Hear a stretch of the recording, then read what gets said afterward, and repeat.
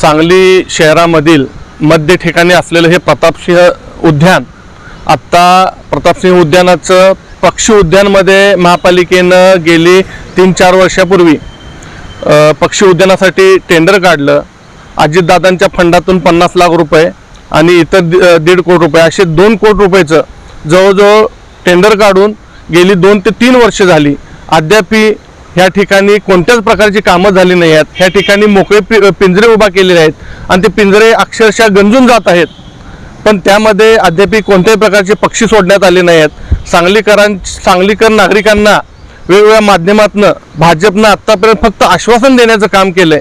कृतीमध्ये 1% सुद्धा ह्यांचं काम दिसत नाही, 1% ह्यांची आढावा बैठक दिसत नाही। ही लोक काम करताना दिसत नाहीत, ही लोक फक्त सत्तेवर लोकांना खोटे आश्वासन देऊन या ठिकाणी येताना आपल्याला दिसत आहेत। माझं या भाजप सरकारला एवढंच सांगणं आहे या माध्यमातून की येणाऱ्या काळामध्ये जर का हे पक्षी उद्यान खुलं नाही केलं तर ह्या मोकळ्या पिंजऱ्यामध्ये सांगली शहरामध्ये वाढलेली कुत्र्यांची संख्या आणि वाढलेली गाढवांची संख्या, ही गाढवं पकडून आणि ही कुत्री पकडून या मोकळ्या पिंजऱ्यामध्ये सोडण्याचं काम काँग्रेसच्या वतीनं विरोधी पक्षनेता म्हणून आम्ही या ठिकाणी करणार आहे।